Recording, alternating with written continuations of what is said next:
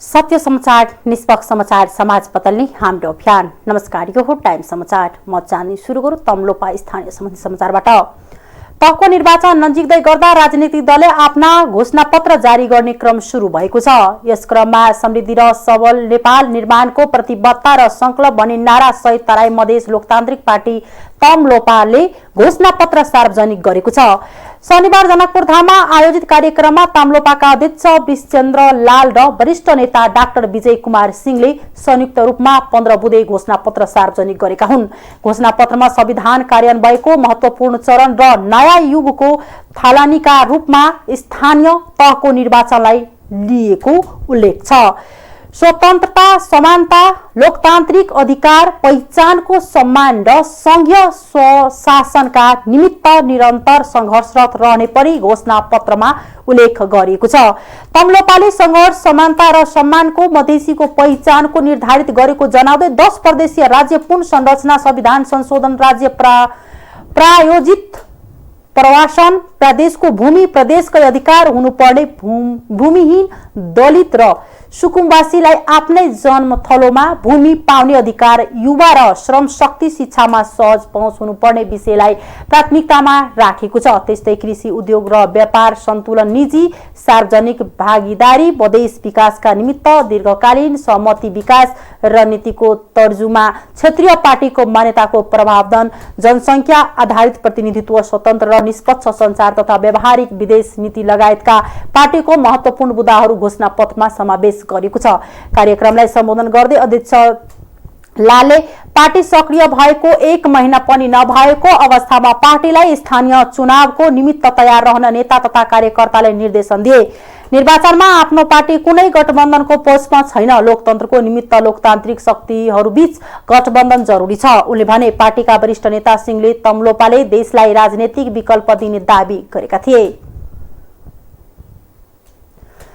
भन्साको विदेही नगरपालिका स्थित 3 कोरिया चौकमा स्थानीय र प्रहरीबीच झडप भएको छ। शनिबार राति 11:30 बजे स्थानीय सन्तोष कुमार मण्डलले सञ्चालन गरेको शान्ता पान पैलेसमा आगजनीको विषयमा स्थानीयले बिहानैदेखि सडक अवरुद्ध पारेर प्रदर्शन गरिरहेका छन्। सोही सडक खुलाउने विषयमा प्रहरीले बल प्रयोग गर्दा झडप भएको हो। स्थिति नियन्त्रणमा लिन प्रहरीले 8 सेल आँसु ग्यास प्रहार गरेको हो। 8 सेल आँसु ग्यास प्रहार भएको धनुषाका प्रहरी प्रवक्ता डीएसपी जितेन्द्र बस्नेतले जानकारी दिए। आगलगीले किरानाको सामान तथा कपडा समेत जलेर 10 लाख बढीको क्षति भएको छ। 50 मिटर नजिकै रहेको 3 कोरिया प्रहरी चौकीले राति गस्ती नगर्दा अज्ञात समूहले आगजनी गरेको स्थानीयको आरोप छ।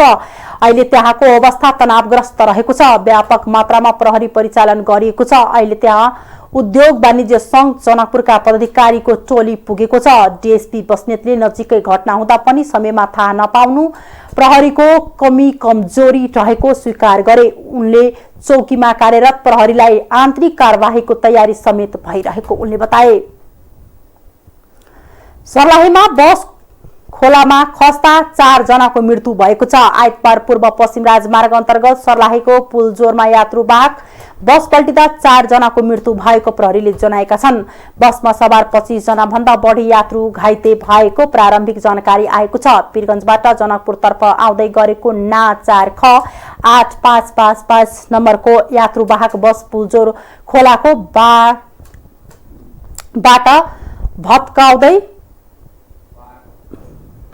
बार भत्काउँदै खोलामा खस्दा दुर्घटना भएको हो। गुडिरहेको बस 81 खोलामा खसेको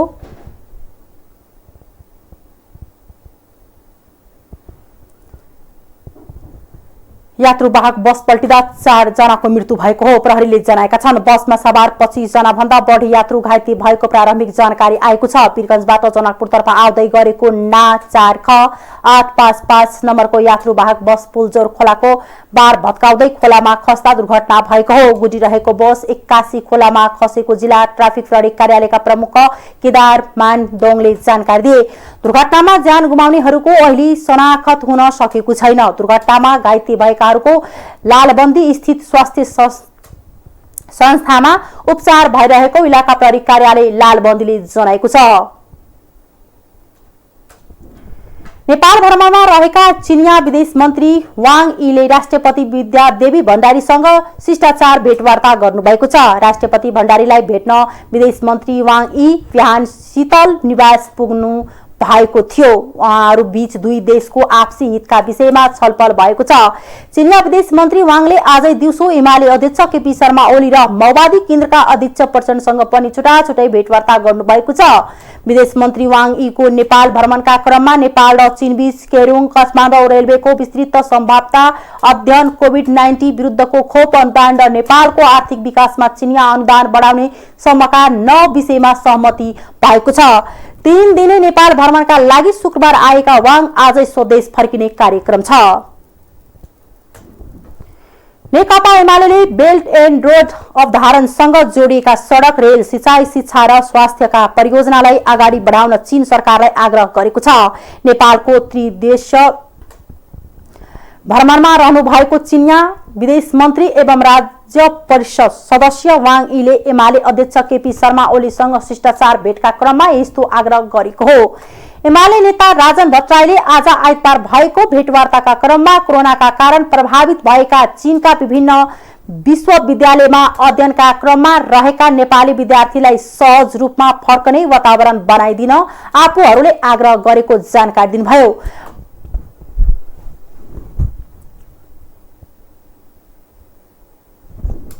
नेपाललाई उपलब्ध गराएको सहयोगप्रति एमाले धन्यवाद दिएको थियो। तातो पानी र रसुवागढी नाकाको नियमित सञ्चालनका लागि एमाले चिनिया विदेश मन्त्री वाङलाई आग्रह गरेको थियो। एमाले गरेको आग्रहलाई विदेश मन्त्री वाङले सकारात्मक रूपमा लिँदै नेपालको विकास र समृद्धिका लागि सहयोग गर्न आफूहरू तयार रहेको बताउनु भएको थियो। बीआर लगायतका परियोजनासँग जोडिएका विषयलाई अगाडि बढाउन र त्यसलाई नियमित गर्न चीन सरकारका तर्फबाट सहयोग रहने विदेश मन्त्री वाङ को भनाइ थियो। भेटवार्तामा एमालेका वरिष्ठ उपाध्यक्ष ईश्वर पोखरेल, महासचिव शंकर पोखरेल लगायत नेताको सहभागिता थियो।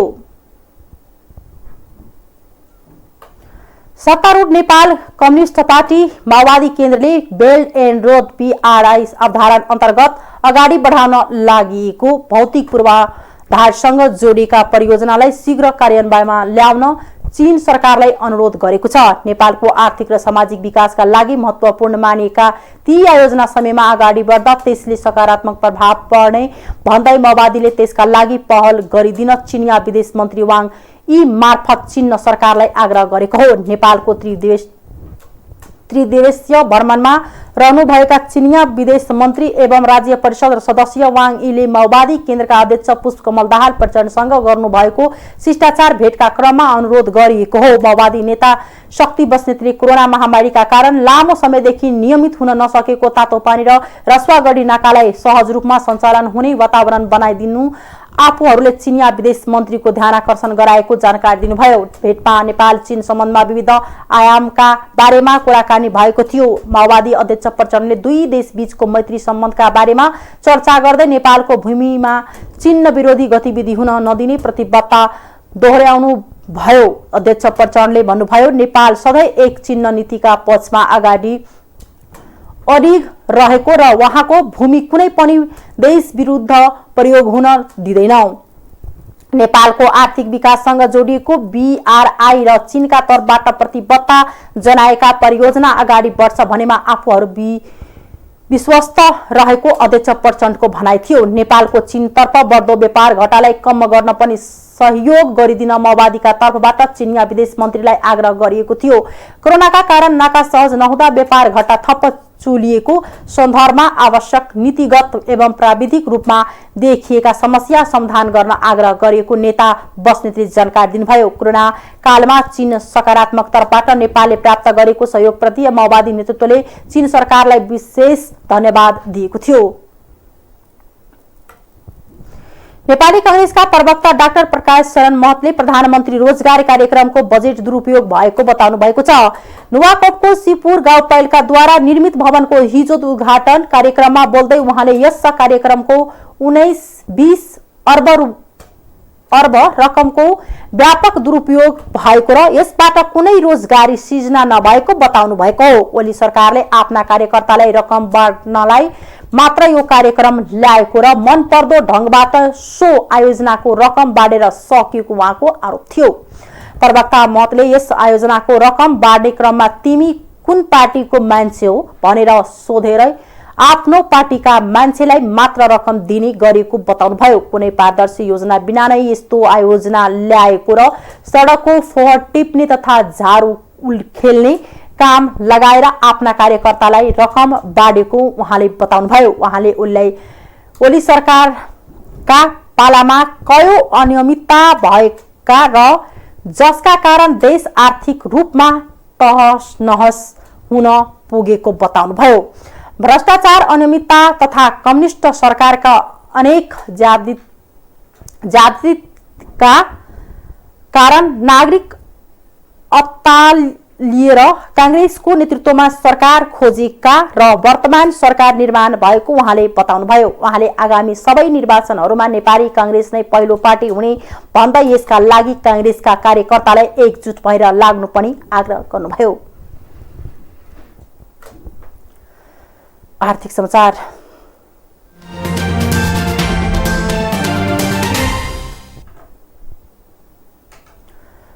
धौवादी फलाम खानीको विस्तृत सम्भाव्यता अध्ययनका लागि 6 वटा अन्तर्राष्ट्रिय कम्पनी छनौटमा परेका छन्। पूर्वी नवलपरासीका हुप्लेस्कोट स्थित फलाम खानीको विस्तृत सम्भाव्यता अध्ययन गर्न भारत, चीन, बेलायत, क्यानाडा र अस्ट्रियाका गरी 6 वटा कम्पनीहरू छनौटमा परेका हुन्। अध्ययनका लागि आवेदन दिएका सबै कम्पनी छनौटमा परेको दौवादी फलाम कम्पनी लिमिटेडका प्रमुख कार्यकारी अधिकृत सीईओ डाक्टर जनक बहादुर चन्दले जानकारी दिए।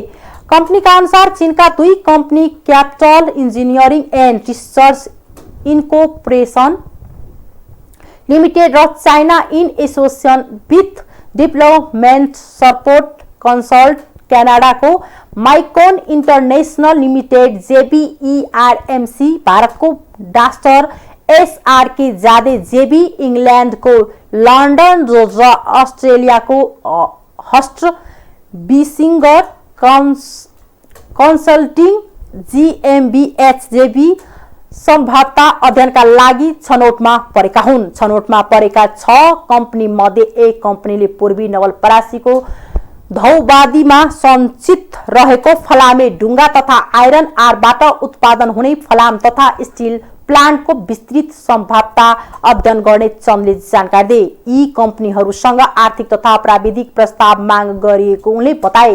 यी मध्येबाट छनौट हुने एक कम्पनीले सम्भाव्यता अध्ययनको प्रतिवेदन 3-4 महिना भित्रमा बुझाउनेछ। खानीमा 10 करोड मेट्रिक टन फलामको भण्डार भएको प्राविधिक तथ्याङ्क भए पनि केही समय अघि कम्पनीले विज्ञ टोलीको सहभागितामा गराएको अध्ययनले भण्डारण अझ बढी भएको पत्ता लगाएको छ।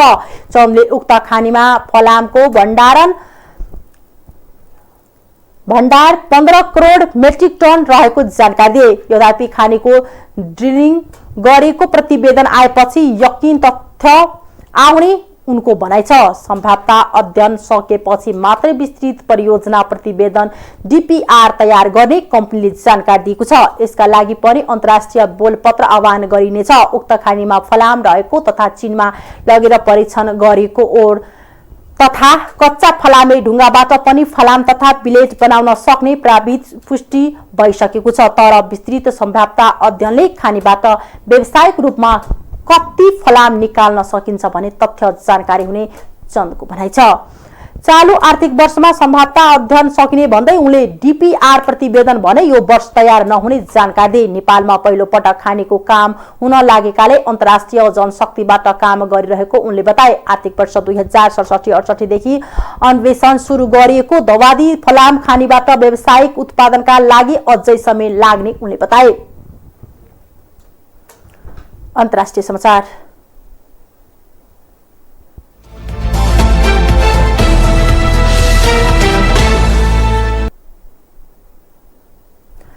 अफगानिस्तानमा छात्रलाई पनि विद्यालयमा अध्ययनको व्यवस्था गर्नुपर्ने माग गर्दै प्रदर्शन भएको छ। अफगानिस्तानको राजधानी काबुलमा महिलाहरूले विद्यालय खोल्न माग गर्दै प्रदर्शन गरेका समाचार संस्था एएफपीले जनाएको छ। विद्यालयमा पढ्न पढाउन पाउनु आफूहरूको आधारभूत अधिकार भएकाले विद्यालय जानु जान पाउने व्यवस्था गर्नुपर्ने प्रदर्शनकारीको माग छ। साथै उनीहरूले प्रदर्शनलाई राजनीतिक रूपमा नलिन पनि आग्रह गरेका छन्। अफगानिस्तानमा तत्कालीन तालिबान विद्रोही सत्ता कब्जा गरेपछि महिलाहरूलाई अध्यापन तथा रोजगारी लगायतका कार्यमा सहभागी हुन नपाउने घोषणा गरेको थियो। सरकारको घोषणाप्रति विश्वभरबाट आलोचना भएको थियो। तालिबान सरकारले गएको हप्तादेखि छात्रालाई विद्यालय जान दिन निर्णय गरेको थियो, तर विद्यालय खुला हुनुभन्दा केही घण्टा अगाडि सरकारले निर्णय उल्ट्याउँदै छात्रालाई विद्यालय जान रोक लगाएको छ।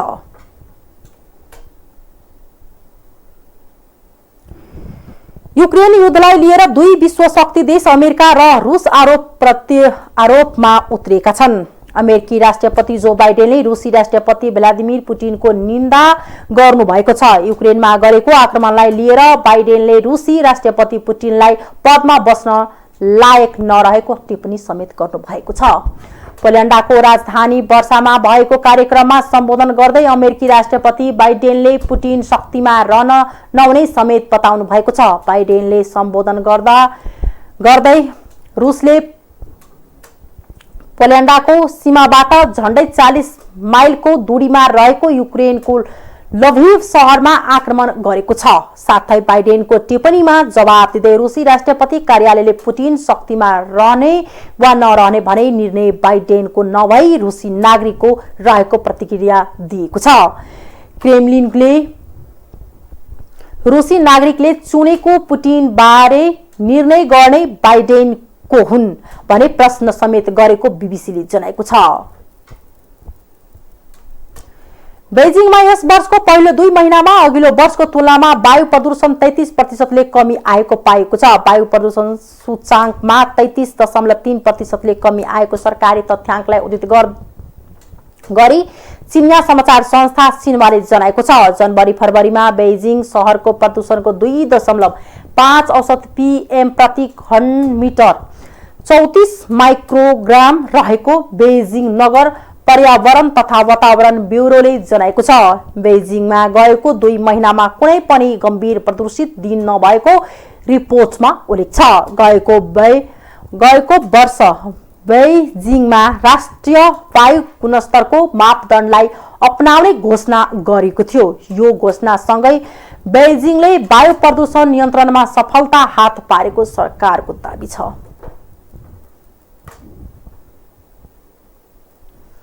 खेलकुद समाचार।